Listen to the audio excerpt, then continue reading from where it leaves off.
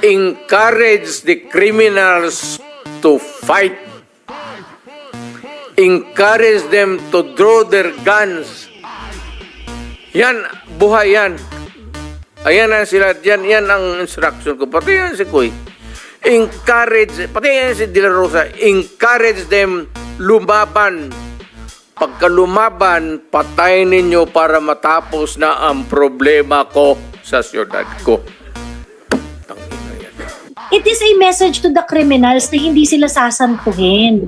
Okay? Yung mensahe na yan, hindi yan para sa'yo, hey Kelly. Huwag kang matakot. Kasi hindi ka naman kriminal eh. Yung mensahe na yan, para sa mga kriminal yan. Sige, encourage yung manlaban, tapos pag nanlaban, tirahin nyo na.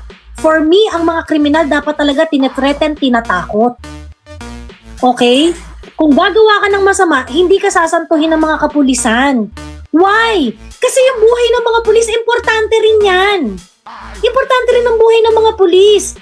You want criminals, especially kapag na-corner na sila, na sumama sila sa mga pulis ng maayos. So ngayon, pag nagsasabi sila ng aggression, pag nagpakita sila na lumalaban sila, at alam nila na hindi sila sasantuhin ng mga pulis, safe ang mga pulis. Ngayon, ikaw bilang kriminal, wala kang business para manlaban. Wala kang business para maging aggressive. So you are asking me kung tama yung policy ni PRRD about it? Yes, of course! Because he's protecting the police by doing that, by saying that.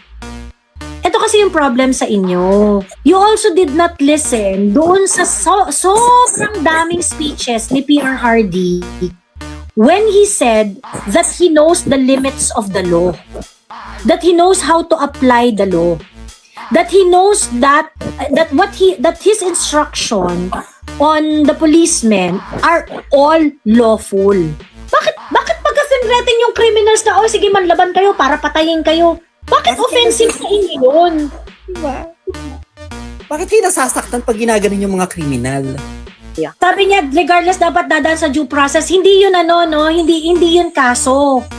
It is an operation procedure para sa mga police in order to protect themselves, in order to preserve the lives of the policemen.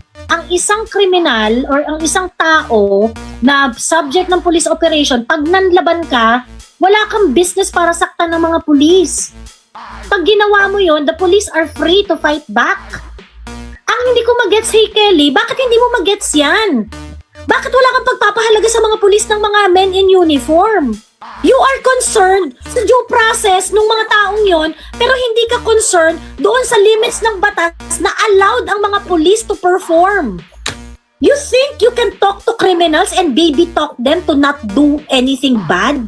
Anong kaibahan yung sinasabi ni Duterte na kapag nanlaban, tsugiin ninyo doon sa mga ng mga kapulisan na, hoy, ikaw Nardong Putik, sumuko ka na, napapaligiran ka namin. O, di ba nagbabanta rin yun? Sumuko ka na, napapaligiran ka namin. Ano ibig sabihin nun? Di pag lumaban ka, alam mo na mangyayari sa'yo. Walang kaibahan yun sa ganun. Please answer, how can you confirm na adik criminal hindi nga dumaan sa korte? Hey Kelly, they are a subject of a police operation. Their job is not to confirm. Korte yung magko-confirm nun eventually. Their job is to apprehend them while doing something illegal. Okay? So suspect sila until makonvict yan ng korte. Sila ang magdadala sa korte, tapos yung korte ang magkukonvict. Yung korte ang magko-confirm. So ngayon, are you saying that the police cannot do anything until there is no confirmation? Korte nga yung magko-confirm nun? Di wala na naging trabaho yung police. So ngayon, pag nakita niya at alam na mga law enforcement, kaya nga law enforcement yan kasi alam nila yung laws. Pag nakita ka nila na nagva-violate ka ng batas, huhulihin ka talaga nila. Encourage them to fight, yes, Encourage them to fight. Ngayon, pag ikaw, criminal ka, ba't ka magfa-fight? That's really a threat to the criminal. Sige, lumaban kayo. Pag lumaban kayo, yari kayo.